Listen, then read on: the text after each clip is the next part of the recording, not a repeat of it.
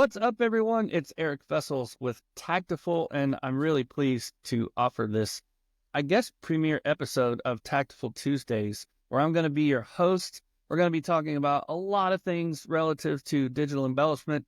We're also going to dig into business topics, all kinds of, who knows what I'm going to get into. Nobody ever knows, but I've got two of really great people here with me. Obviously, Taktiful CEO and founder Kevin Abergel is with us. Welcome, Kevin. Thanks, Eric. How are you?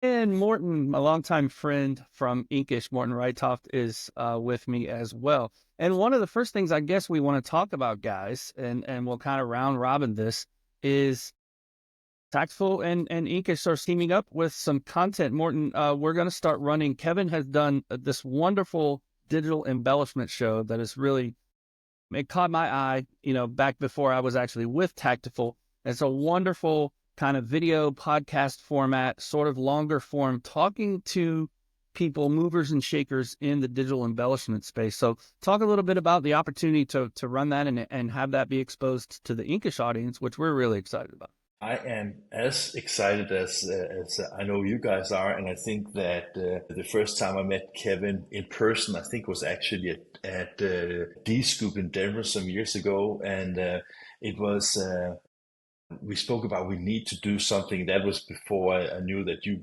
knew each other so well, and I mean. I'm very honored that we are going into this relationship because I think that, as I said to you many times, Kevin, I think that digital embellishment is a very important and very instrumental part on how PSPs and converters can be more profitable. So, I mean, as much as we talk about all the beautification of embellishment, I think that the business opportunity for PSPs and converters is what really drives my interest in this. And I think that Inkish, with our audience, like to have that kind of learning experience. I am really eager to get even more started than just publishing your shows, but also developing this further into the future. Yeah, and that's the other thing. We're not only just going to publish the digital embellishment show on Inkish, but the plan is for us to develop some content together, kind of get creative about it. And Morten, I know, speaking of PSPs, like I've seen your passport that you share with me, all the miles that you're traveling. You're in a lot of print shops all over the world, and it's super impressive. But I remember Denver as well. That's the one where the bear's like peeking into the convention center, the big statue of the bear. It's super cool. Kevin, Right. talk to me a little bit. Talk to me a little bit about your perspective relative to the content that you've been developing on the Digital Embellishment Show and the opportunity now to have Inkish viewers partake in that. Well, like I think everybody said, first of all, the digital embellishment show is something I do for fun, right? It's something that I believe in, and I think anybody who watches this understands that it's really people that are like-minded that have a good discussion. But I really think the opportunity to work with Morten and the team at Inkish is that they have such a creative edge to them. They have such a great, I think, brand. They're asking the hard questions, and I think that's one of the things that we're really about teaming up with is, we have to ask the hard questions together, and the content that we're going to develop together it's not just going to be smoke, right? It's going to be, hopefully we get to the bottom of the stuff, and we're going to ask the hard questions, and we're going to get the hard answers, and we're going to have a real discussion because, as Morten said, it's a great opportunity for the industry. If we do it right. And I think if we do it wrong, it's going to go the way of the color copy, and it's going to be a race to the bottom. So I think with Morten, one thing we've always had in common is the understanding that it's important to sell value in print, or else what are you doing? And I think embellishment is potentially a great case study for us to test that out, to say, hey guys, can we educate the market together to not commoditize this stuff and just shoot it straight to the bottom, right? Yeah, and at the end of the day, it's all about education, right? I mean, a lot of the content that I see that you kind of come from that angle as well is like, let's produce content and let's get it out there, but let's make sure that people are learning from one another and figuring things out, and that's kind of been the jam of us both for quite a long time. And I would say also that one of the things I actually like, because the three of us had a meeting earlier this week, where we spoke also a little bit about that the digital embellishment show is not just on Inkish and not just on your own channels, but also on what they think, and maybe in the future even more channels. And I think that in the past it was quite that every media had its kind of own audience, own content. Right now, I think that the content of and using content to spread out to more people, to basically give them that learning experience that you spoke about, Eric, is important, more important than short term only viewing it on your own channel. And therefore, I think that these opportunities of having something that I remember I said I think it was to you, Eric, when we met at Printing United, was that sometimes I've been wondering if the embellishment, is particularly the digital embellishment, is too narrow a niche, right? But I think that the more people that watches the opportunities here, and the more, let's say, also the better the technology becomes, but also the more people start understanding that this is an opportunity both for the brand owners and for the industry to be more profitable. This kind of knowledge is simply essential for people not to. Kevin, you and I, we spoke a little bit about that the issue could be that if it gets commoditized, then it can actually kill itself, because it is still big investment when you do investments in whatever Scodex or MGI or whatever technology you're looking into, right? So therefore, I think it's extremely important to have let's say, the multi-channel approach that you have also said from the beginning. So congratulate you on that openness. Well, and Morten, to be honest with you, first of all, thank you. And yeah, everybody should know, we don't monetize the digital embellishment show. It's really to educate the market. That's 100% all that we're trying to do. But believe it or not, we had a discussion. I forgot, I was at a trade show in the past couple of years, and you asked me, isn't digital embellishment too small of a target? And I go, you're right. And it stuck with me. And then what we did, we got together as a team. We said, you know what? We need to expand basically almost the definition of what digital embellishment means, because at that point in time, everybody only thought it was MGI or Scodex or Duplo, and that was it. And now what we're starting to see is now we're having people like Xerox and Ricoh and Fuji and Sharp and people who are doing the specialty toners, which are technically embellishments as well, where they're doing metallics, they're doing white on metal sheets. People like Color Logic. So now we're starting to have a bigger conversation, a bigger umbrella for that term. And now suddenly everybody is doing, a lot of people have a iridescent and don't realize that they have digital embellishment capabilities in that term. And now they're able to actually do it. So in that way, thank you for kind of opening our eyes at that moment in that conversation, saying, you're right. We need to expand kind of what the net of the definition of digital embellishment really covers. And that's the thing, thanks to you. Yeah, and that's Well, CMK plus focus. Yeah, thanks, Morten. Like that, it's funny to me, and this is just a kind of maybe a little bit off topic, but it's always funny to me, like where some of the really good ideas come from. Right? They're very, very rarely are they structured. It's just like you'll have a casual conversation, and then you'll be like, "Damn, yeah, that's a really good idea," and you start to think about that. Yeah. And like Kevin said, like that one conversation can then waterfall into completely changing your strategy or the way you think about things. And Morten, I know you and I probably rubbed those ideas up together for years and years relative to video content or whatever it is. But guys, I think one of the points to make that we're sort of bringing out here as well is just, and we talk about it, Morten, a lot, is the educational value of the underutilization of some of these technologies. Not even do I need to acquire a new piece of equipment to do some embellishment. Do I already have the capability, and why is that not being utilized? And so we talk a lot about that selling value and leveraging those technologies and pricing it correctly. Because like Kevin said, the commoditization is something that if you've been in the printing industry for any amount of time, you understand that's like a race to the bottom, and it's never be too easy to commoditize things, right? For sure.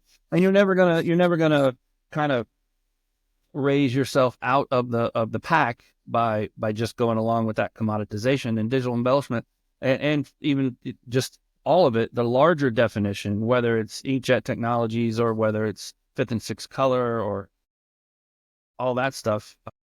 It's really important to talk about it and get people using it. And it's kind of core to what we're doing, is trying to educate everybody. We talk, and we'll keep talking. So yeah, guys.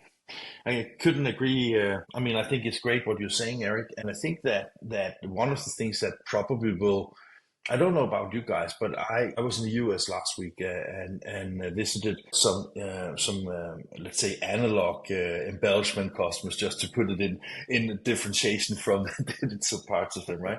And Yeah, it's yeah. kind of funny because embellishment is not new. I think that what is really new and that is interesting is that where we have been talking about variable data and short runs for, let's say, decades now. Now we are in a situation where you can do short run packaging, personalized information. You can do a really beautiful embellishment in using digital machines, and that I think will also open up for totally new ideas on how to monetize even the short run. Because I think that if you look at digital print, I don't know if you agree with me, but one of the things I have preached over the years is that where all the print OEMs have preached about variable data and personalization, I think for the majority of the PSPs out there, they have basically used digital equipment to print short runs, not to actually utilize the, let's say, the digital capabilities. Because basically that gap that also Lander has been talking about from, let's say, the toner-based inkjet to the offset needed to be digital in some form and shape. Now, when people are where the print itself has become such a commodity, now the people that have invested in all these wonderful machines, they need to be, again, where can they differentiate? And I think that I also, when I look at some of the things that you bring to your shows, Kevin, it's basically that all the fantastic things you can do that would be impossible to do in analog ways Right. is I mean, it's not just varnish, it's not just the CMYK plus, it's not only, it's a combination of it. It's often that you can combine more embellishments cheaper than you can actually do in an analog world, because it would require a lot of tooling if you want to do that, and you have a lot of runs from, let's say, screen printers to Yeah. hot foiling to all the dyes you need to do in order to make these things happen. So I think you're onto something. I'm still I'm not still 1,000% certain that it is a big enough niche to become like a very profitable business for you guys as well. But I think that the educational part can bring that value to the market and hopefully open up a lot of doors. I think that you have already established yourself as like the number one resource, at least in the US, and I hope that Inkish can help you also getting I'm not a big audience because you have a huge audience, but an additional audience in the European and the markets that we serve, just because I think it is so important what you do. So I just want to say that again. I know I said it before, but I'm grateful to be part of it. So are we, Morten. And thank you for those kind words. And just what you just said was so spot on to our whole ethos. And even talking about variable data foil, people all have the capabilities. Maybe 5% of them are actually using it to do variable foil because they're not taking advantage of a lot of these opportunities. But what you said was absolutely correct. And yeah, are we taking a risk by betting a lot on the digital embellishment market? Absolutely. Absolutely, it's a big risk. I mean, there's a chance that it is not what we think it is. There's a chance that we're wrong, but we don't believe that. We believe that, value is something that people will start to search, and education, as you said, is going to be a key point of making that value apparent and widely adopted. And so I think that's where we can team up together. And you do have a great audience. We're both members of your audience, and we love the stuff that you put out. And we're looking forward to getting our message out to parts of the world that don't know who we are, and whether that's going to be through the content we're going to develop together. Right? There's going to be some special Inkish exclusives that we're going to be creating just for your channel, or it's going to be events and a little bit of everything. We're looking forward to teaming up with you and preaching the good word on embellishments as best we can. Absolutely. Yeah, that evangelical kind of aspect of it, that's something that I was thinking about too, is like maybe right now that market is not right. It's not huge, but we're betting on the growth, right? And we're also investing in the growth through the education, and we're seeing it. I mean, some of the beta customers with software are raising their utilization, they're raising their profitability, they're focusing on this stuff now Right. because they've overcome some of the barriers that we've discovered. And we continue to discover more barriers by asking the industry. I mean, we put out the first study that with what they think that was ever done on specialty toner last year. We're doing a larger digital embellishment study this year. It's in the field now, so you'll start seeing that. But as we ask, printers how they're experiencing this, we could track that growth over time and where those educational gaps are and try to fill them. And we're really, one of the things that I'm excited about partnering up with Inkish is people pay attention to Inkish content, and it's a way that people learn globally. And that's only going to help everything. But at the end of the day, if we've got people that on our team that are good enough, if it doesn't work out that way, we'll pivot and we'll do something else and we'll be wildly successful. So not worried at all. You're familiar with the pivot, right, Morten? Yeah, 100%. Yeah, 100%. And I just want to say that you guys are so fortunate that living in America, that is such a huge market. For a niche, it's probably big enough anyway, right? It's just like when you come from a 6 million people population in Denmark. I don't even know. I think we may have one or two MGIs and maybe one Skodex, right? So just to put that in perspective, it's a tiny market. So every time you go to the bigger markets, the opportunities are bigger. And that also leads me to another thing that that you brought to my attention earlier this week, and that is also, I know that you're also investing in amplified print in the summertime next year, right?